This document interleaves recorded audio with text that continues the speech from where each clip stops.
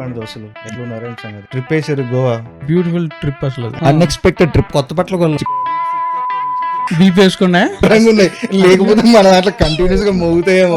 Pass English లో beer అంటారే అలాంటి తెలుసా మీకు? మా వాడికి అతి ఉత్సాహం. గోవా అనే ఒక మాట ఇక్కడ చీపు దొరికిద్దని అడిగితే గోవా అన్నారు. ఇంతకీ డీజిల్ కి ఎంత అవుద్ది అని ఆలోచించాను. రాంగ్ వర్డ్ అది. పీకక్ ఇంటికి వెళ్తే ఈ పిల్లల కూడా ఒకటి ఉంటది కదా, హైదరాబాద్ నుంచి 100 కిలోమీటర్లు. లోపల జానీ వాకరుడు చెప్పించాడట.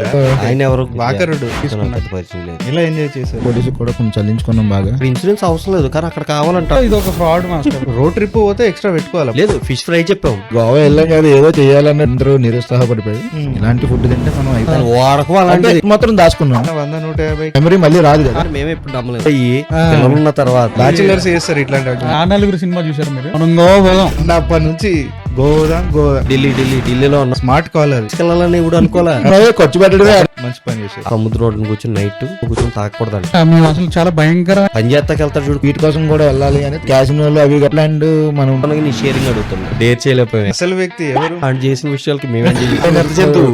మనోడు ఇంక వ్యాపారం కూడా ఇదే బాధ. నువ్వు బ్రేక్ ఎప్పుడు వేయాలి ఆడ ఎక్కడ ఎక్సలెంట్ ఘాటి. బాగా బీచ్ కాకుండా ఘాట్ రోడ్ మీద చూసుకోవాలి అలా తీసుకెళ్ళాం. మంచి మెమరబుల్. అలాంటి ట్రిప్ మళ్ళీ ఇంకొకసారి ప్లాన్ చేయాలి. Let's go adventure trip. మోసాలు కూడా రేంజ్. మమ్మల్ని ఎవరు మోసం చేస్తారు? మా ట్రిప్ బడ్జెట్ మమ్మల్ని మోసం చేసే ఛాన్స్ మేమే ఇక్కడ పిల్లల్ని మోసం చేసి అవేర్నెస్ తోనే పోవాలి. రీసెంట్ గా ఇన్సిడెంట్ కూడా అయింది. ఎందుకంటే బ్యాంకాక్ పాస్పోర్ట్ అంటే పాస్పోర్ట్ ఫోటో కాదు. సరే బ్యాంకాక్ వెళ్దాం. ఎక్స్పైర్ అయిపోయిన పాస్పోర్ట్ ని ఎక్స్పైర్ అయిన మనుషుల్ని తీసుకెళ్ళి ఇది అస్సలు అమ్మలేదు ద్వారా ఒక యూటర్న్ చేసాం అక్కడ.